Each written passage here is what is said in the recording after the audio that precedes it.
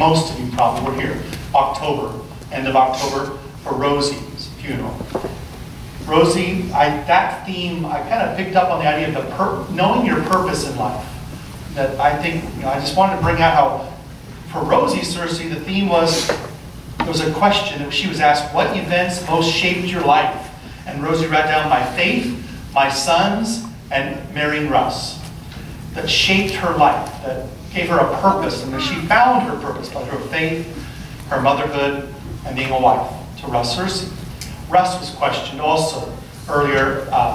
Max's daughter Shannon at one time did a project for school, and she questioned Russ about his life. One of the questions, what has changed in your lifetime? He went through the whole list of things that were economically and farming, technology-wise. But he said, before he mentioned all, he said, we used to visit with neighbors a lot more. The number one thing, visiting with neighbors. Russ mentioned that he came from a remote, rural area. It reminded me of at Becky's funeral, a guy from Lincoln just caught me and said, boy, I've never been down this part of Nebraska before. This is really remote down here. I know that, and I can't get cell reception on my family's farm, so there's still places that way that, yeah, it is remote. And Russ knew that. He grew up, he farmed in a remote, rural area, but he spoke in all that of the importance of neighbors.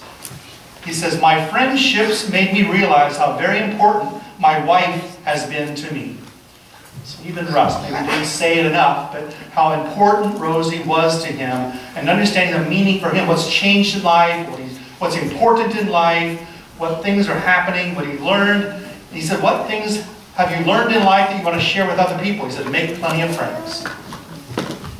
Asked about his hobby, he said, visiting people.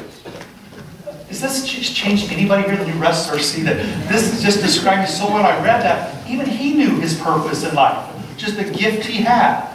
Barnhill visits on since the 1980s, especially after I left home to go to college, and then my career as a minister 30 plus years ago. That the visits became less often, but yeah, you were home with mom and dad on the Barnhill farm as well. What time do you want to go see Russ and Rosie? Or what day should we go see Russ and Rosie? I was there for a couple days.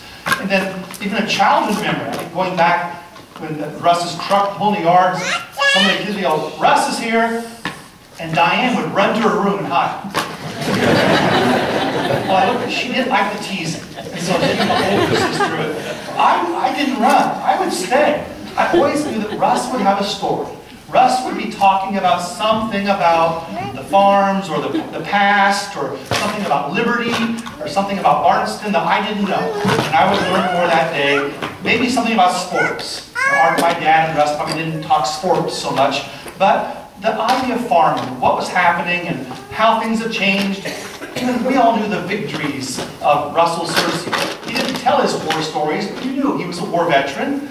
You knew that he cheated death by being struck by lightning and falling off the tractor and being run over by a disc. And that's even, I talked to my dad the other day, that's the first thing he brought up. Well, Russ got run over by that disc.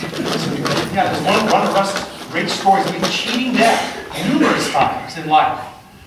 But the word today of just to send you home with on Russ Cersei, and kind of to tie my message with now the spiritual component of entrusting our soul to the hands of God, is the word conversationalist. It's a word in the dictionary, conversationalist. It means someone who enjoys talking to people and is good at it. Conversationalist. So my funeral message about a conversationalist, Russ Cersei, is an eternal life image of a conversation.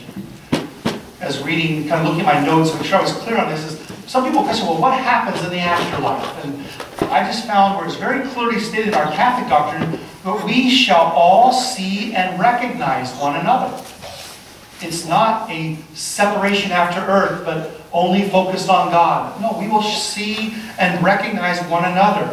And even Pope Benedict XVI had a quote. He talked about the afterlife. He said, we are in a dialogue. It's an eternal dialogue with God and those we love. The exchange of those in heaven. The exchange of opening their hearts to one another. So yeah, it won't be about earthly things. We'll be talking about fraternal, intimate conversations. It says, endlessly conveying the emotions of the heart. I read that about Russ. Wow. Russ and Rosie will get along. They'll be talking nice to each other. Not to be busy though. Russell, don't do that. Russell, go too far. No, just intimate conversations, fraternal conversations, endlessly conveying what's in the heart. So Evelyn and Margaret, the infant daughter, infant sisters of Russell, that he'll have a chance to converse with. The Russell, the Bowie families, Grandpa LG, as I knew him. The names that many of you know, like Alvy Riemann and George Stitt and Brett Robertson, and you start, Tom McGuire, and the names that had those regular conversations with Russ Searcy that maybe a lot of us did not have regularly. But this is what, again, that conversation, the dialogue with God. This is what one writer, this was written in the 1800s. So realize some of it kind of talks about 1800 life. In this life, it says, we hear conversations of those who have been matured and trained by experiences of life. We lose a sense of time under their spell and the fascination of their stories. The writer continues, we sit in front of the fire during the long winter evenings with snow falling and wind blowing as we listen with rapt attention to stories. Stories of soldiers back from distant shores and the dangers of war. How much greater will be our fascination when we sit in the Father's house of heaven listening, while our brothers and sisters, the saints, tell stories of the assaults of the temptations of the evil one and their victories won in the sight of God alone. We shall admire their efforts, their heroic generosity. We shall know and understand the twists and turns whereby the grace of God led them, which seemed to be their failings and deviations in life, but they had an eternal purpose, which led them now to an eternal crown. And the writer ended by saying, oh, the inexhaustible subjects of conversation, which will never in heaven lose their interest or their charm.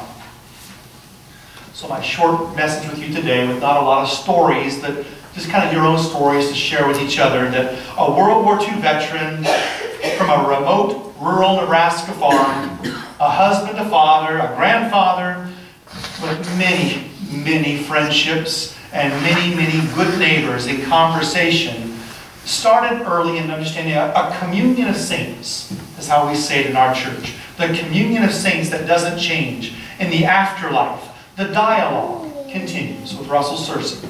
Stories of masculine virtue, stories of memories of heroic generosity. Again, the topics change, because now endlessly sharing the heart. Things you just couldn't put into words in this life. And how much, like a line like, how very important my wife named Rosie has been to me. These blessings and graces will continue to be discussed in the communion of heaven. One who cheated death's darkness and now claims a victory of Easter, a share in resurrection glory of our Savior, Jesus Christ.